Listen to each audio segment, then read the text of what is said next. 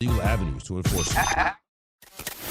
It's the Full Court Press with Maverik Frandsen and Jason Walker. Welcome back to the to the show that we're doing right now. Following the local teams, breaking down the biggest games with in-depth analysis and team interview. Join the show by calling into 435-752-1069 or text 435-339-0321. It's the Full Court Press. Rose, answer. Yes! Caught! Touchdown! They did it!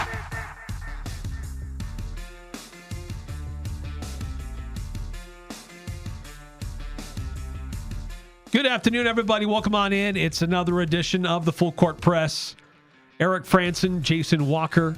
You're on 106.9 FM, 1390 AM, streaming on 1069thefan.com and the 1069 The Fan mobile app. Lots of different ways to tune in and find us on our podcast feed as well. If you want to chime in and be a part of the program, you can always text in at 435-339-0321. That's our Young Power Sports of Logan text line. And wanted to take some time this hour to talk about Utah State Gymnastics. So they've had their blue-white scrimmage. They've had the team together. They've been practicing. They've been rehearsing their routines. And now they're getting ready for a big showdown coming up this next week, next Monday at Maverik Center down in West Valley, where they're going to be facing Utah, Southern Utah, and BYU. We've got head coach Kristin White joining us here on the Full Court Press tonight. Coach, thanks for your time tonight. Hey, guys. Thanks for having me. Excited to talk with you tonight. Yeah, and I guess first I just want to ask about the roster a little bit. From what I was reading, you guys are returning a pretty large chunk of the roster. It's like 9 letter returners, 12 overall gymnasts. This from a Mountain West winning team from last year. Just tell us about this roster and what you've got coming back and what that means for this year. Yeah, really excited to have a lot of our athletes returning. Obviously, losing such a phenomenal senior class has been just a little bit tough because we have so many new returners and newcomers coming in that haven't competed yet. But some of our athletes that we had this past season, we lost at the end of season due to some season-ending injuries. And so we're really excited to have those athletes get back to full strength and start making our lineups here on Monday. Well, and I was looking at your roster. You've got 4 seniors and 5 juniors. So you have a good amount of upperclassmen on your roster. But what do you see out of them with the experience and leadership that they help bring to the rest of your team? Because you have like 6 freshmen, so you do have a lot of newcomers to your roster too. We do, and I think having as many upperclassmen as we do right now is really great for us. They've been able to take the freshmen under their wing and show them what to do. And just with the experience of going through the season that we had last year and winning the Mountain West Championship and making it back to regionals, their leadership has been great this preseason on helping our freshmen get acclimated and just understanding, our core values and what we stand for as a program and the success that we want to continue to have. You mentioned those core values. I know something that, resonated throughout the program last year was the PZF mentality, I think the .05. I don't know, does that motto carry over to this year, or you come up with a new one? I mean, I imagine that's still a big mentality for this program. Oh, yeah. I mean, I think PZF was kind of our motto last year, but quite honestly, it's turned into, our identity. What can we do every single day to be .05 better in our life? And I think that's just something that our team has really held on to. And I think, again, it's just part of our identity now and just kind of the way that we run our program and the standards we hold ourselves to. So it's definitely still our motto for this year. We also want to be all in, right? Making sure that we're making every choice, every decision to the best of our ability to be as competitive as possible this year. So really looking forward to that same PZF mentality and sharing it with everybody this season. I know you had a special season last year, and you, with the way that you guys compete and the way you schedule, you test yourselves. You go up against some really talented athletes at a lot of different institutions. And this event coming up this next week on Monday, these are all in state, but these are all really good programs. Talk a little bit about, well, before we talk about those teams that you're going to be facing, you've got 3 on your roster from the state of Utah. So what does it mean to them to be able to face Southern Utah, BYU, and Utah in a single event? The state of Utah is incredibly lucky to have 4 Division I programs that compete at a very, very high level. And so the opportunity to get to host this event every year at the Maverik Center is fantastic. It's on podium. It gives us that championship feel early on in the season. And so for our local Utah girls, they're so excited to get to compete in front of their home crowd. A lot of them obviously grew up in Utah, so they have a lot of teammates that attend all of the other universities in the state. And so it's just a great homecoming for them. And they thrive in that environment. They love competing there, and as do all of our athletes. It's one of the best competitions that we compete in each and every year, and so we're excited to get to go back and start our season there on Monday. Well, and you kind of touched on it. It was going to be my follow-up just to the level of competition at this event. Like last year and perennially, Utah has a very strong program, nationally ranked. Southern Utah has been nationally ranked. BYU is always very competitive. Like this isn't just a normal – any regular multi-team event that you might go and participate in. This is like high-level gymnastics that's going to be taking place on Monday. Absolutely. And, I can't think of a better opportunity for our women to get to compete in such a prestigious event. The sport of gymnastics is so unique to every other sport. Yes, wins and losses matter, but ultimately they don't really matter in our sport. It's our scoring potential, right? And so anytime we get the opportunity to compete against some of the best teams in the country, that just enhances our performance to another level. And so I'm excited to start our season, see those teams. Utah, they started their season last weekend, so they've already got 1 meet under their belt. And actually the meet on Monday will be their 3rd meet of the season, and it will be our first meet. So really looking forward to seeing how our women start the season off this year. And you mentioned some of these other teams being nationally ranked. You guys were voted 33rd in a preseason national poll. Just how much confidence does that give you to the program? I know technically nobody's really earned any rankings yet as far as what they've done this season, but how encouraging is it to see Utah State garnering that respect where they're able to get these rankings even in the preseason?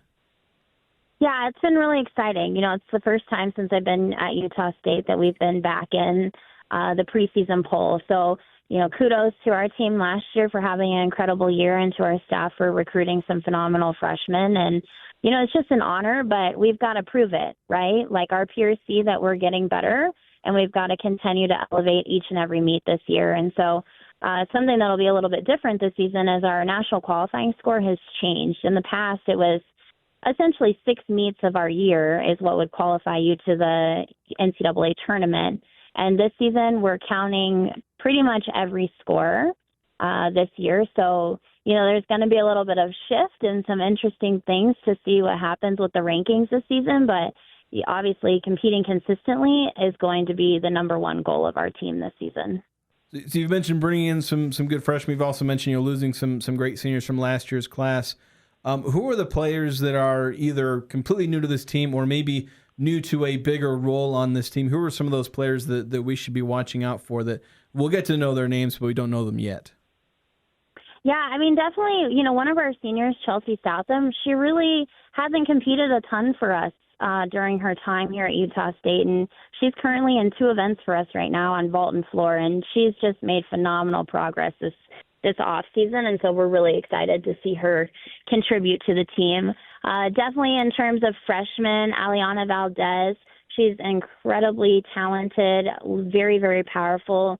I think we could quite possibly see her in the all-around at some point this year. As of right now, she's slated to do 2 of the 4 events, possibly 3 at the Best of Utah on Monday. And then Annabelle Dewey, also another powerful athlete that we'll see in the vault lineup. And then we have a couple other ladies that will be competing as well. But those are probably the 2 standouts that we're expecting to contribute the most. We do have 1 freshman that will not be competing with us that we were hoping that would make a couple of the lineup spots. She's out due to injury, but we're hoping to get her back maybe towards the end of the season this year. We're talking to Kristin White, Utah State Gymnastics head coach. They've got the Best of Utah meet coming up at the Maverik Center on Monday next week. It starts at 7 o'clock with BYU, Utah, and Southern Utah all in action there. And then the following Saturday, you host Southern Utah in Logan at the D. Glenn Smith Spectrum. What's that like to face a team in a multiple team event and then just have that one team only at your place? Like, how is that different when you're competing against three different schools, 4 schools total in one event, and then you shift to just the two of you going back and forth? Honestly, there's not too much difference. Definitely when you have a quad meet, it feels a little bit more energized. Sometimes you may have more fans in the stands just because there's more teams competing. So it will be slightly different, but Southern Utah is a team that we face each and every year, home and away, so we're very familiar with that team. They bring great energy, great gymnastics, and so I'm really excited for this first home competition. It's the first time that we've hosted a meet not on a Friday here in Logan since I've been here, and so I'm really looking forward to our fans coming out on Saturday at noon and experiencing a little matinee gymnastics, and looking forward to having a great crowd to support our women.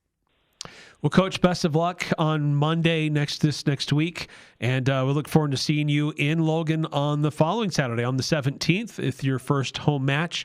But best of luck to your squad this week. Thank you. Looking forward to seeing you all soon. And again, I hope everyone comes out. Buy your season tickets this season. They're only $50, which is a steal if you come to every home meet. And so we're really looking forward to having a great crowd and seeing you guys here in the next week or so. Absolutely. Very good. Awesome. Thank you, Coach. Best of luck. Thank you. Go Aggies. That's Kristin White, the head coach of the Utah State women's gymnastics program. Again, the Best of Utah meet, which will feature Utah State, BYU, Southern Utah, and Utah all together in one venue at the Maverik Center in West Valley. It starts at 7 o'clock. And then the following Saturday on January 17th at noon is when they have their home opener against Southern Utah. So the gymnastics season is upon us. They're going, and excited to see how this team does with some new faces, some athletes that have been there, but now it's their time to shine, and some others that have been already performing well. So excited to see what happens with Utah State Gymnastics, building upon the success that they've been growing and building over these last few seasons. Yeah, and Kristin White's done a great job. When she came in, she basically had to build this program kind of back from scratch after her predecessor built gymnastics up to a fantastic program, and then basically kind of gutted it as she went to Clemson to go build a program. And so Kristin White came in, and the cupboards are pretty bare, despite there being a great recent history there. And she's built it back up to the point where she's got this team winning conference championships and going back to regionals and doing things that they were kind of doing 5 years ago, but that they had to build back to. And so now this is her chance to show that she's going to continue that. When you lose a great senior class, bring in some new freshmen, develop them as well, and obviously have the juniors become that new great senior class. So that's the transition that we're seeing from going from you can build up to one great year, but can you keep that going? We've seen Manny Martins and Rob Nielsen both do it. Rob's now gone, but yeah, we've seen both of them do it. I mean, Utah State basketball's done it with new coaches and new players. And so we'll see Kristin White is able to do the same. I'm confident she'll be able to do that. They've got a good program and a good foundation for this program. Yeah, so excited to see how well they do this season, starting on Monday down at in West Valley at the Maverik Center. So that's then their first home match that they will host will be on Saturday, January 17th. Take an early timeout here on the Full Court Press, but when we come back, some news with Utah State football, players announcing where they're headed, some new players announcing they're in the portal, and Utah State also announcing, or at least players announcing, that they're committed to Utah State. So who are they? Who's coming and going? And same thing for the coaching staff, some changes there. So changes in the portal and controversy with portal madness right now around the country. We'll get into that next here on the Full Court Press.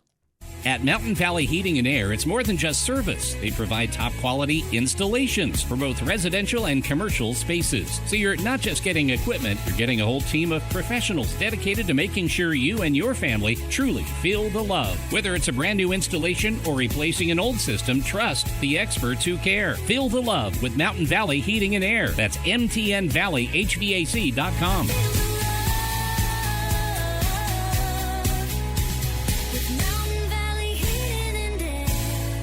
Addiction is something in this day and age I think all of us have been touched by in some form or way. For me, 14 years ago, I lost my father to an opioid overdose. Addiction is something that whether you're struggling with it personally or you're watching someone you love struggle with it, it can feel like there's no hope. If you've lost hope or you're scared for someone that you love and you don't see hope on their path, call Renaissance Ranch today. You can learn more at renaissanceranch.net. They have a location right here in Logan. Since 1896, S.E. Needham Jewelers has been selling diamonds in historic downtown Logan. Today, you have a choice of both natural and lab-grown diamonds. You'll be impressed with the affordability of our diamonds today. With our international suppliers from Israel, India, and Antwerp, Belgium, we're able to guarantee the best price. Simply magnify our diamonds, select your favorite, and have it mounted in a ring of your choice. Open Monday through Saturday, 10 to 7, where Utah gets engaged. S.E. Needham Jewelers, middle of the block, at the sign of the clock. Headed to Logan or just need an easy, affordable place to stay? Mention Aggie 79 and get a room at the Baum Hotel for just $79. Located minutes from Utah State University, it's ideal for football weekends, graduation, campus events, or visiting family. No long drives, no stress. At the Sure Stay Baum Hotel, you'll enjoy comfortable beds, a free continental breakfast, and seasonal outdoor pool, all at a price that makes sense. $79 rooms with Aggie 79. Call 435-752-5220. That's 752-5220 to book today. It's the Full Court Press, weekday afternoons from 4 to 6 on Sports Talk Radio, 106.9 FM, 1390 AM, The Fan.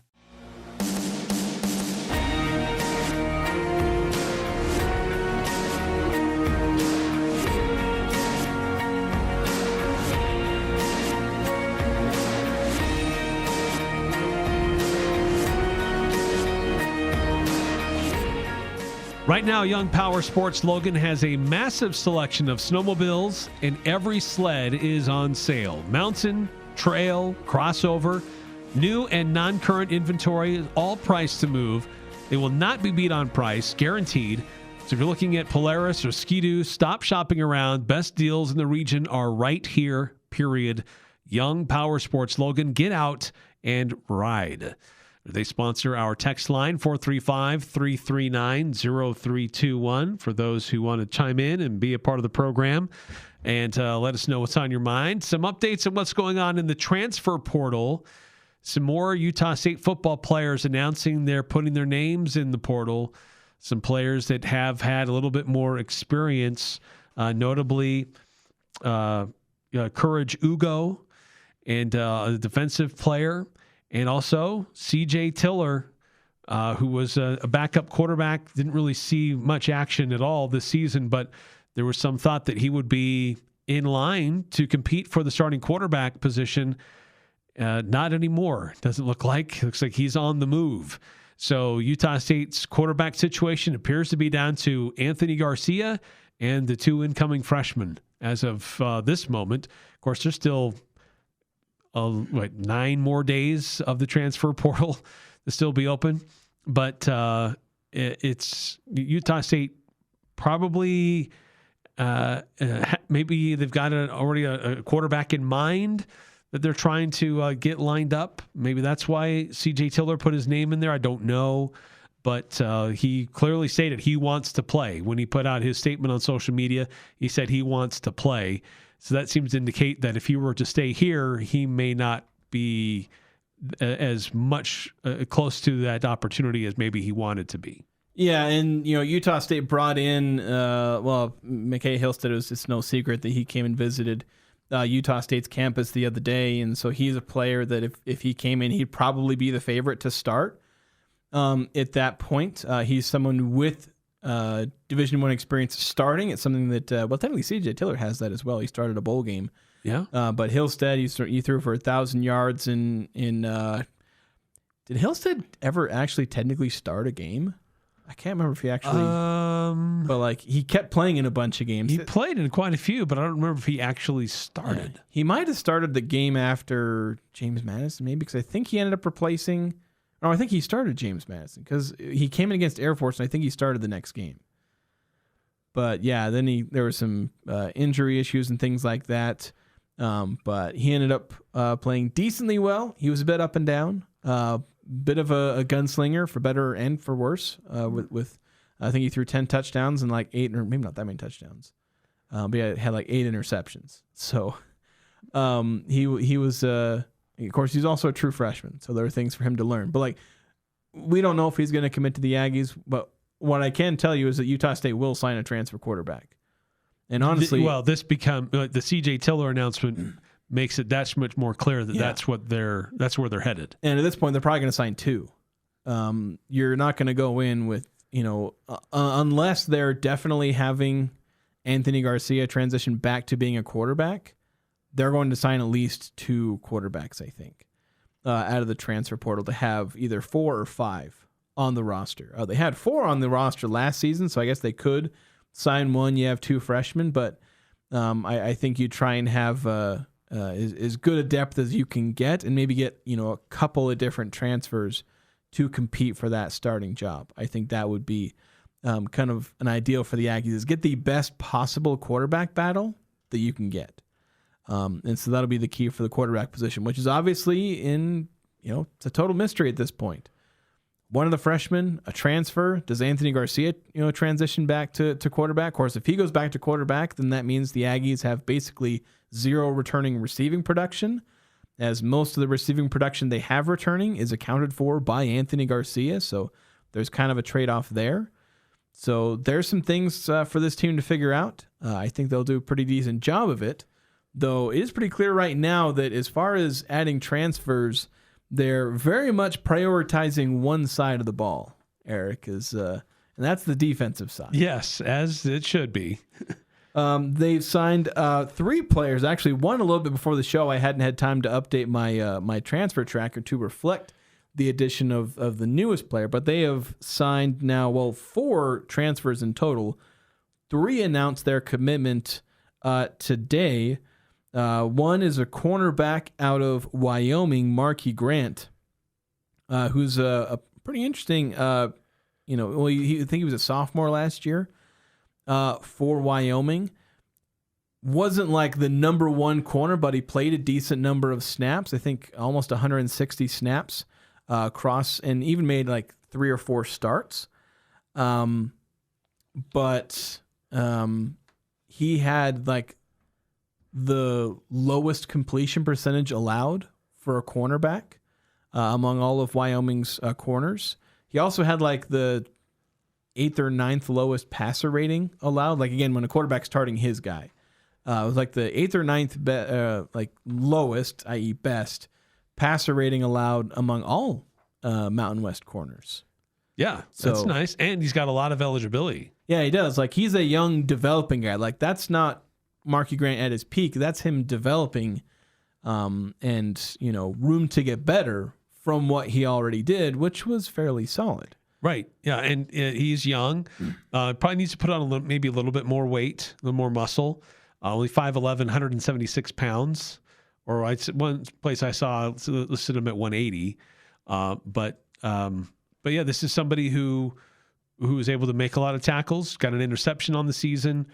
But it should have 3 years of eligibility remaining. Yeah.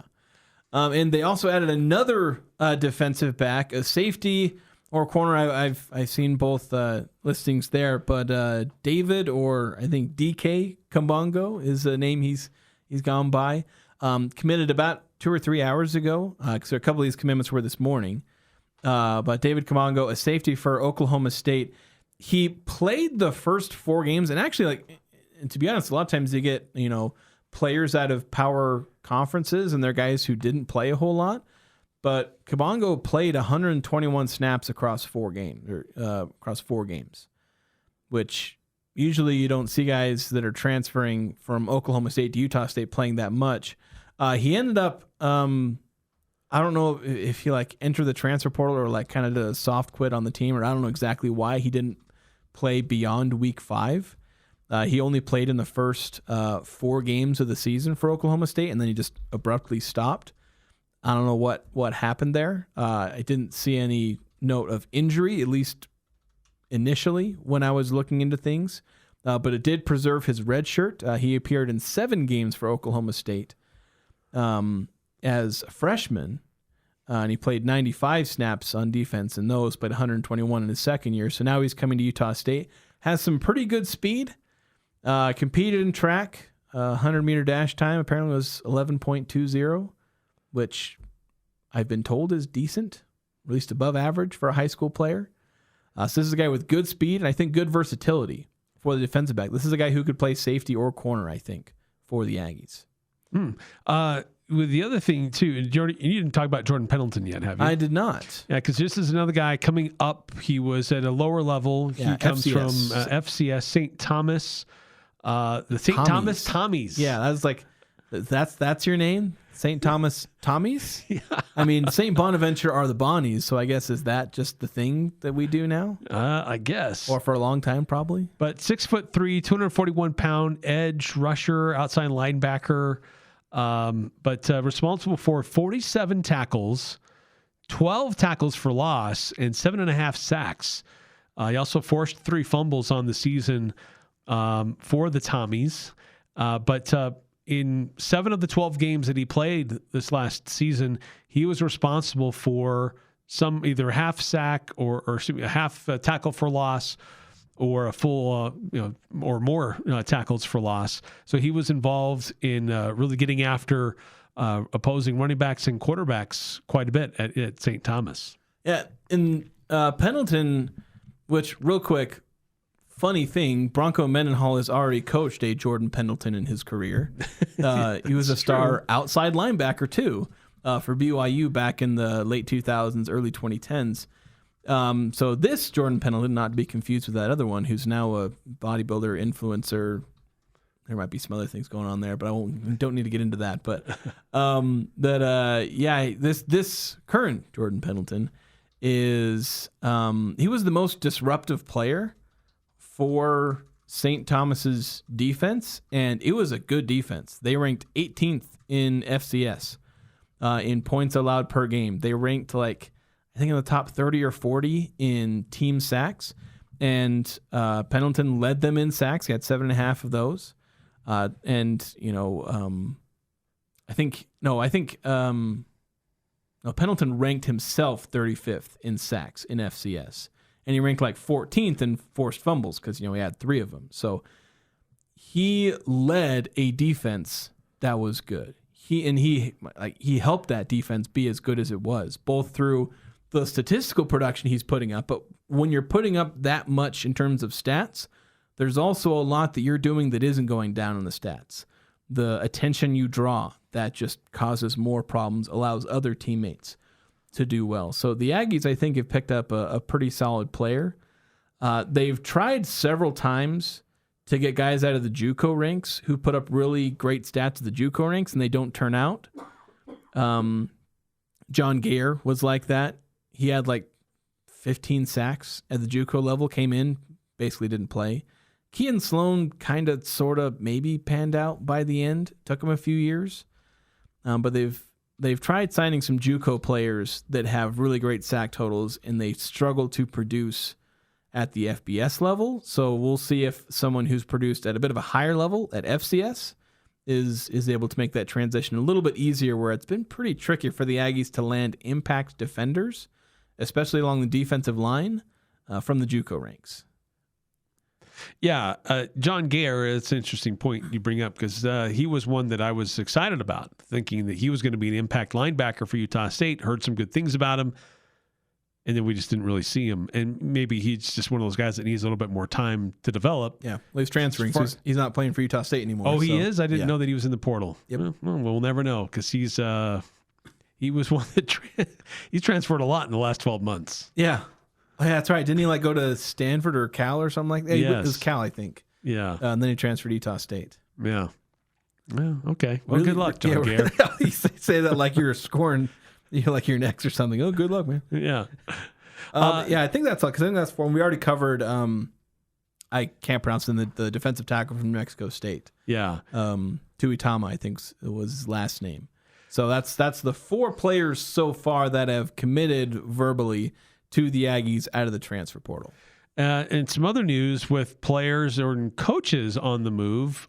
We now know Braden Pegan, he announced early on that he was not going to be sticking around, that he would be pursuing other options, made it very clear.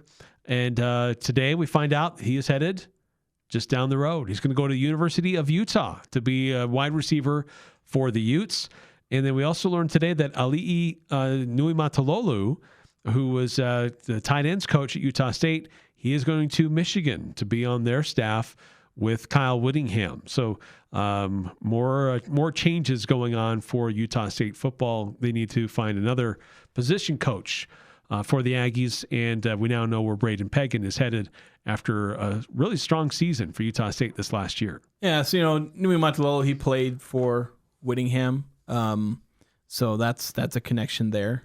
Going to go coach there, so that's I guess the at least the second kind of coach that the Aggies have lost because of Kyle Whittingham going to Michigan. That's true. The first one was more of a domino effect, where Whittingham takes Jason Beck, then Utah takes Kevin McGivern. And that's obviously where Braden Pegan, follows McGivern to Utah. Braden Pegan was looking for a big payday, and turns out he can follow his offensive coordinator who helped him, become the wide receiver he is, and he gets a big payday. So yeah, best of both worlds. And maybe this time somebody will actually, since Kevin McGivern knows him, he'll actually be able to play.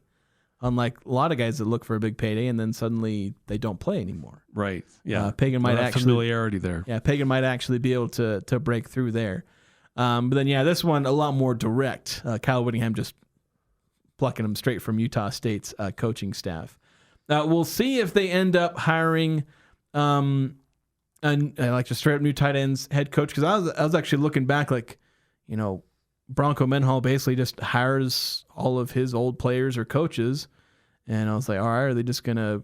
I look back at Virginia, and I was like, is he just gonna hire his old tight end head coach that maybe he had at Virginia or BYU? And turns out Robert Anae, he coached the tight ends as an offensive coordinator and tight ends head coach or tight ends coach. So there's a possibility that he takes on that role again, or maybe they'll just hire a new tight ends coach. But we'll have to wait and see exactly. Yeah, very interesting. So it's this time of year, things are in flux, but we're starting to see some players coming Utah State's way, most notably on defense. So continuing to keep an eye on that. We see some more players from Utah State leaving. Courage Hugo didn't play a whole lot, only accounted for 4 tackles on the season for Utah State. CJ Tiller, very limited snaps for Utah State as well.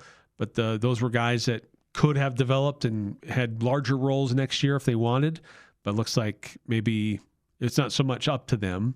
We don't know entirely, but both of them are seeking opportunities somewhere else now. Yeah. And so Utah State's got some more holes that they need to fill with their roster. But I think with the Marquis Grant addition, I think that's definitely an upgrade over what Utah State had there and needs to find.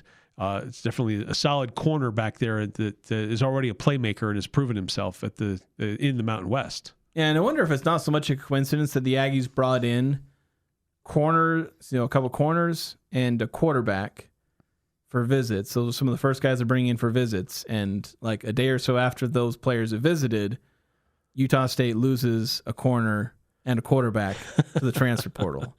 Like they're thinking they're getting recruited over. I guess that's something that's happened. Yeah, players, maybe weren't planning on transferring, and then suddenly they're reading the writing on the wall, whether or not that writing is there or not. Like maybe they would have competed, but they're like, well, let's try something else.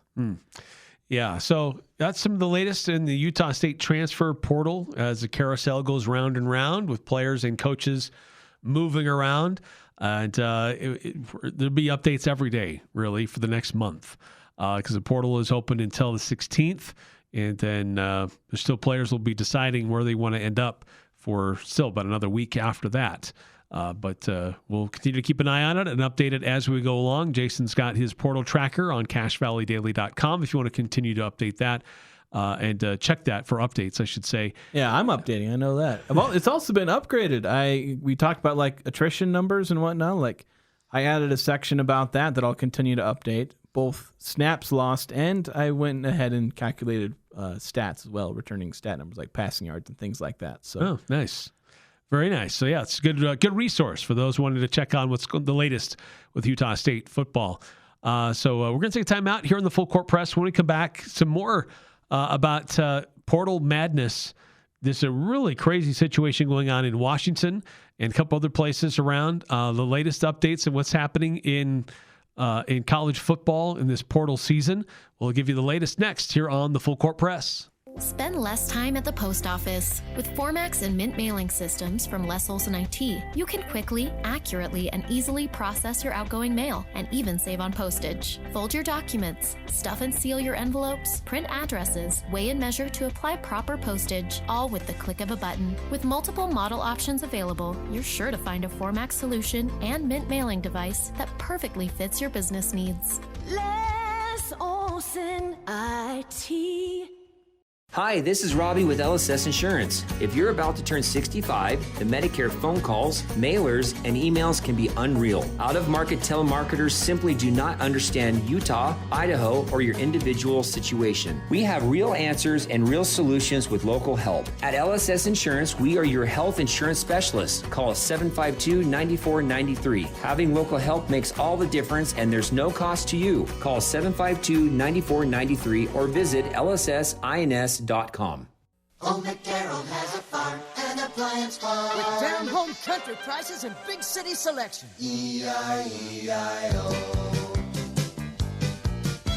When you're looking for a friendly spot to drive a little and save a lot, hey, Old McDarrell has a farm, an appliance farm. Darrell's Appliance. No overhead, but lots of country charm. See Darrell's Appliance in beautiful downtown Benson.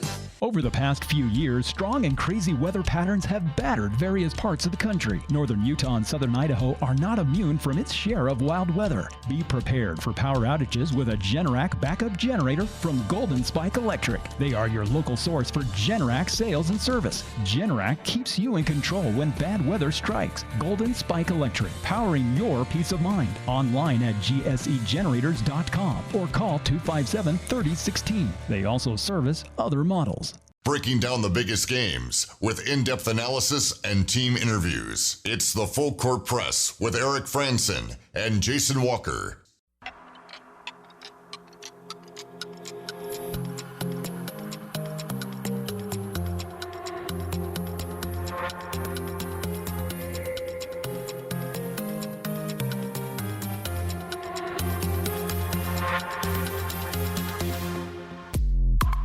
Welcome back to the Full Court Press. Eric Frandsen, Jason Walker. 435-339-0321 if you want to chime in on the Young Power Sports of Logan text line. And I've got a couple texts coming in there. 5338 texting in, don't the Aggies need kickers too? But they do, and I believe they have offered a kicker. I saw somebody, usually I just search really quick. It's hard to keep track of like everyone Utah State is offering, and even the players who are publicly announcing it. But I think there was at least one kicker, either high school or transfer, where they've offered a kicker. I don't know how thoroughly they're going through the kickers, but they do need one. They do need one, yes. As far as I'm aware, they're keeping their punter, but they need kickers. They lost both of theirs that they had on the roster this last season.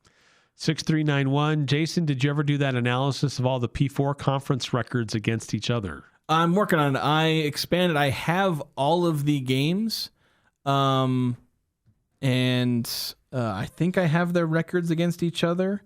I don't know if I took I might have taken a picture of it. Nope, that's a different thing. Yeah, because I didn't get as much time last week. So I put them all together, and yeah, I'm trying to remember off the top of my head. They're mostly all around like 500, I think, for the most part. The ACC was like 13-21, but a lot of those were losses to Notre Dame, who I looped into that. Like they lost like 6 or 7 games to Notre Dame, since Notre Dame plays a lot of ACC teams kind of with their relationship. I think the Big Ten had a winning record by 1 or 2 games. But the other part of this calculation I want to do is like, how do they do against teams above 500? Because the big thing with the SEC is like, they're roughly 500 against power conferences, and they honestly play the most games. Like the Big 12 barely played any P4 teams in non-conference. They were kind of chickens in that regard. But the SEC played a lot, but the biggest thing was the SEC sucked against power conference teams above 500. Like they got their cans kicked a lot. They did very poorly against teams within like even the good teams in the SEC. If you like cut out the bottoms, like okay, of course they're going to lose to good teams, but like even the 10-win teams in the SEC, they still had a pretty bad record against teams just above 500, like not even like other 8-9-win teams, like just above 500. And I kind of did that building off of how many people were noting the SEC's poor performance in the postseason in the playoffs. So yeah, I will get that data finished and fully squared away. But yeah, I've been working on it, so I haven't abandoned it. It's just there are some things that end up coming first before I could get to that. There you go. So it's portal madness. It's weird time of the year right now, and really interesting story developing in Washington as their quarterback allegedly signs a new deal, a new NIL deal at Washington to stay there, and then 4 days later puts his name in the portal saying, you know what, I'm going to explore other options. And so the university is trying to say, no, you have a legally binding document that you signed with your NIL agreement, and they're going to try to enforce the contract that he is under contract with the Huskies, and he apparently feels otherwise, that he can still explore other options. Yeah, and the thing that made the saga pretty clear, like of what was going on, is that so Demond Williams, I think it's how you say. For some reason, I was thinking his name was Desmond Williams, but Demond, there's no S, basically Desmond, but without the S. Demond Williams, he entered the portal with the do not contact thing, which is the I know where I'm going, don't talk to me. I've already got a destination, I know where I'm going, and that basically meant he got offered a bag, a pretty big one, and he knows where he's going because it's the team that offered him that money. But doing so after signing with Washington for a pretty solid amount of money, like that's where it gets really messy. And as you mentioned, like Washington saying they're not just going to let him go, like I don't think Washington really has any intention of like forcing Williams to play on their roster. I don't think that's what this is, because like that's all, that relationship has already been spoiled, and if they try and do this forcing him to stay, that's only going to get more sour. Yeah, it will be really awkward. So there's not like unless they can all make up and have a chit chat and have some come to Jesus moments, but like that's possible. But to me, when Washington says they're not going to release Demond Williams or not let him go, or they're going to enforce the contract, to me, that's basically they're going to get their pound of flesh out of this. They are going to, bleed every dollar they can get out of this. And the other, interesting thing about this is that there's possibly a clause in that NIL contract between Williams and Washington that, because a lot of these teams, they'll, within that NIL deal essentially is they retain the rights to a player's name, image, and likeness. Right. And that's the whole point. It basically means if Washington owns that, and if they say, look, you signed this and we're going to enforce this contract, it basically means he can't sign any such deal with, was it LSU that he was going to? I think that was the rumor. I don't know if that was confirmed or not, but he can't sign an NIL deal with wherever he's going to. He can't, because Washington would own that right. They own those rights. If they enforce that, then again, that's like, are they going to get Demond Williams back? Again, that relationship is spoiled. But I said, not kidding when I said they're going to get their pound of flesh out of this. They will make this hurt. at least they're going to try and do that and seem to have decent legal ground to do that because Williams signed a contract. And I think he's about to find out what it means to sign a contract and then try to go back on it. Yeah. This is we're learning lots of new things about how this really works, and if schools and if the NCAA has enforceable ability on some of these things that are going on. Because the other thing that's happening is that there's supposed to be some kind of a cap to what you can spend on your players too. Yeah, but before we get to that, 2305 saying, would LSU be able to buy Washington out on a deal like that? And that seems like the most likely scenario, is that LSU, they would basically pay a bunch of money. Make up for what Washington is losing. Washington can go out and spend that money on a top-tier quarterback. I don't think they have any delusions of getting Williams back and having him be a happy starting quarterback for them, so they're going to get paid. And I think that's how this ends up ending, is because they certainly can negotiate that. If both sides on a contract agree to void it, they can do that. You're allowed to do that with a contract. Right. But for Washington to be willing to do that, somebody's going to have to bring them a lot of money to buy him out. Yeah. And so that, I think, is they're not trying to bring Damon Williams. At least I don't think so. I mean, I'm not an insider here, but my guess, my read of the situation is Washington wants to get paid a lot of money for the trouble of losing their starting quarterback. And they should.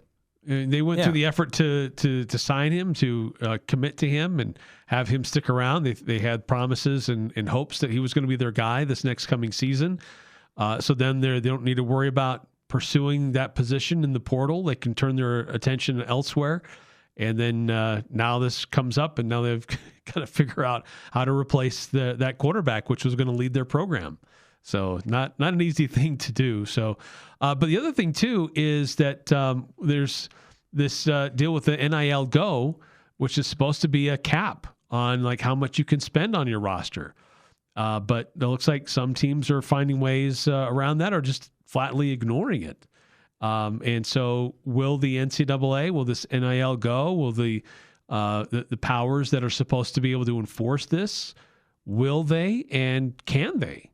And that's the big question: is really, can they really enforce some of the stuff that's going on, or will teams just say, ignore the power of the NCAA, which they've been doing for quite a long time anyway? Yeah, and I mean, I wrote a column on this like 8 months ago or something like that, basically where the NCAA was puffing out their chest about NIL Go and having all this power to finally be able to enforce things. Like, we've got the guardrails now that everybody's been asking for, because, the two buzzwords in NIL were guardrails and Wild Wild West. And so they were thinking, okay, we're finally going to reel this in. There's going to be a cap. We're going to reel in these, fake NIL deals that are just de facto salary. And everyone is just collectively shrugged and said, sure. And, LSU committing $30 million to a roster, Penn State basically doing the same thing. Like a bunch of teams saying, we're going to pay $30 million for our football roster, which is $10 million more than you're supposed to be able to spend on all of your roster. Yeah. So nobody cares.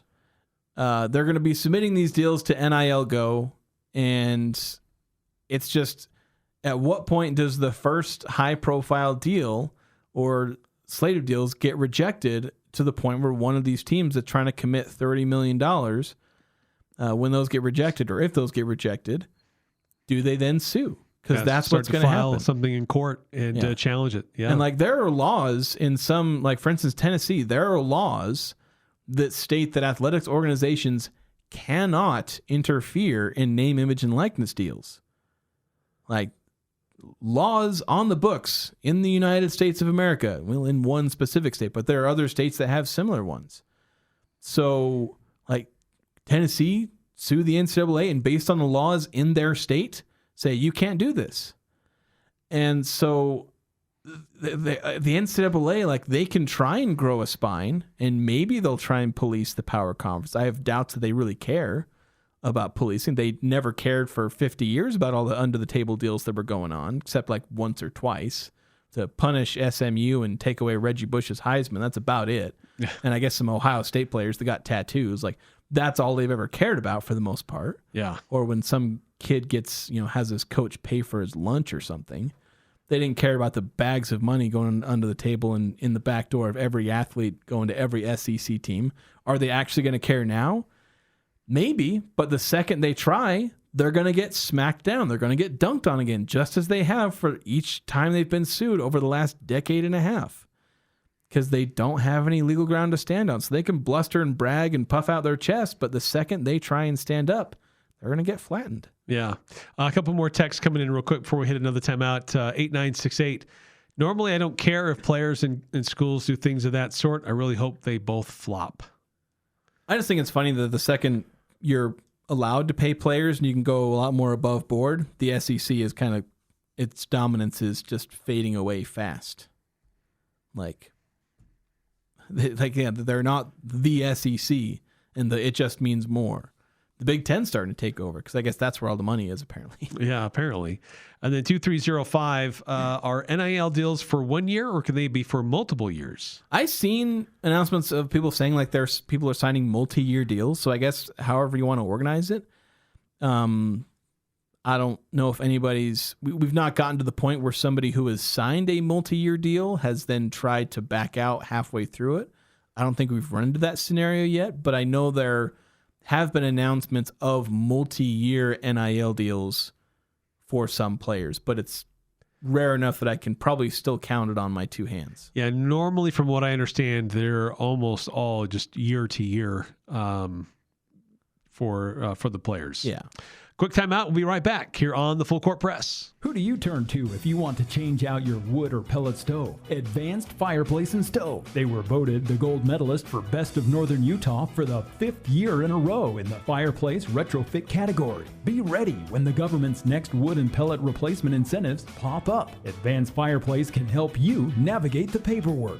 For more information, call Advanced Fireplace and Stove, 752-7272. Online at advancedfireplaceandstove.com. This is Garrett with Cache Valley Bank. Life has a way of moving quickly. Kids growing up, students starting fresh, and business owners taking bold new steps. At Cache Valley Bank, we're here for all of it. Whether you're opening your first account, growing your business, saving for the future, or planning what comes next, we're proud to be your trusted financial partner right here at home. Cache Valley Bank. Real relationships, real solutions for every stage of life. Member FDIC.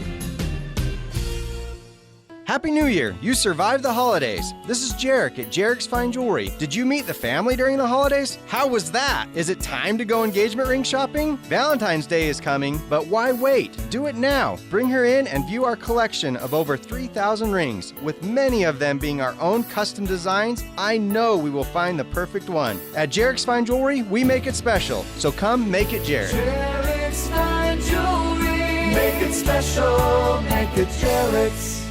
This is Ryan at My Mattress. A few years ago, I saw this sign hanging in a gas station. It said price, quality, service. Pick 2 out of the 3. Now, it's funny, and I did laugh, but at My Mattress, we don't even want to do business unless we can do all 3. Price, quality, and service. We have a 90-day sleep guarantee, 90-day price guarantee, and we will answer the phone if you have a warranty concern. At My Mattress, we deliver, we have financing, we strive to be price, quality, and service every day. Isn't it time to sleep exceptionally? Only at My Mattress.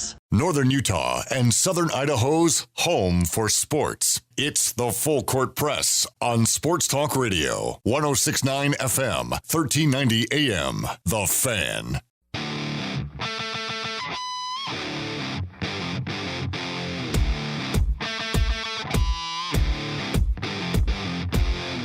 Welcome back to the Full Court Press. Eric Frandsen, Jason Walker stepping out a little bit early. He's got the Logan High basketball game tonight he's calling. Logan hosting Morgan tonight. You can watch the game on Cache Valley Daily. You can also hear it on our sister station, KVNU, 102.1 FM, 610 AM. We've got some games here on the Fan as well. Skyview hosting Mountain Crest tonight. 6:50 pregame with Hurricane John Newbold. Then also other games going on. Ridgeline at Bear River. So we'll have two broadcasts of that game. The Ridgeline coverage on 104.5 The Ranch in Cache County. The Bear River coverage on 104.9 The Ranch in Bear River Valley.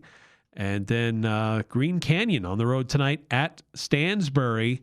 And Chad Saunders will be on the call for that game on 100.9 Light FM. So got a busy night of high school hoops with region basketball back in action. Let's go back to the Young Power Sports of Logan text line. A couple texts coming through. 4781 saying Washington deserves to have people back out for stealing Sprinkle from us, but love Calhoun more? ? Yeah, you know what?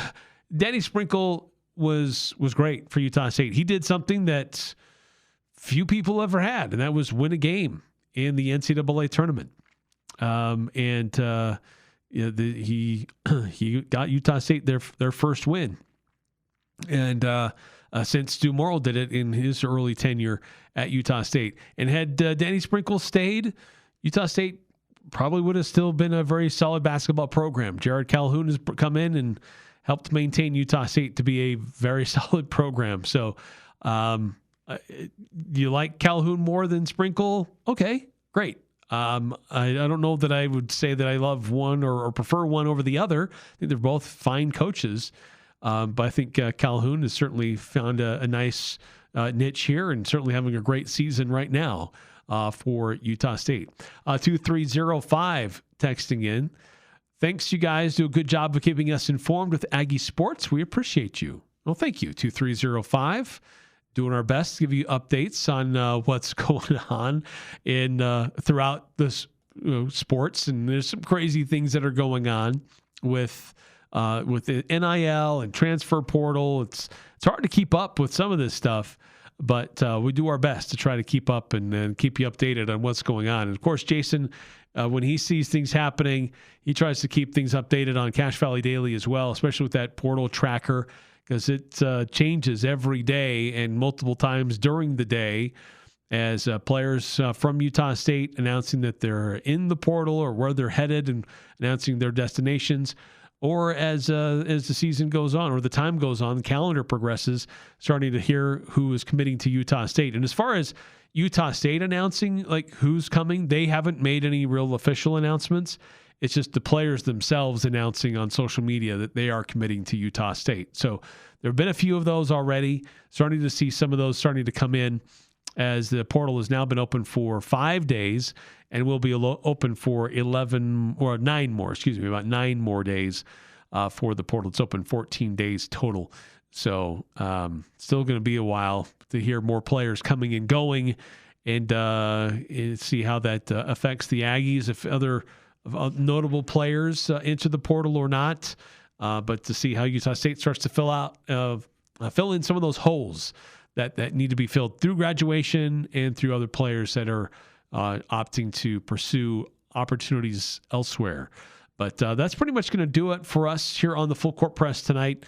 Appreciate everybody tuning in. Appreciate Kristin White for joining us earlier on in the program. If you missed it, had a great conversation with her earlier. And this is a women's gymnastics program that had a great year last year, and they're going to be competing in a really big quad meets coming up on Monday next week at the Maverik Center in West Valley with Utah, Southern Utah, and BYU all together. Great opportunity to see a lot of great programs in one venue. But then their home opener is on the next Saturday. That's January 17th here at the Smith Spectrum. Utah Jazz are in action tonight, taking on the Thunder in Oklahoma City. But because we've got high school basketball tonight, we will not have that. And high school hoops will take precedence with Skyview hosting Mountain Crest tonight. And that'll be here on 106.9 FM, 1390 AM, and video streaming on CacheValleyDaily.com. Have a great night, everybody. We'll be back at it again tomorrow. Sports Talk Radio, KLGN Logan, 106.9 FM, 1390 AM, and online at 1069thefan.com.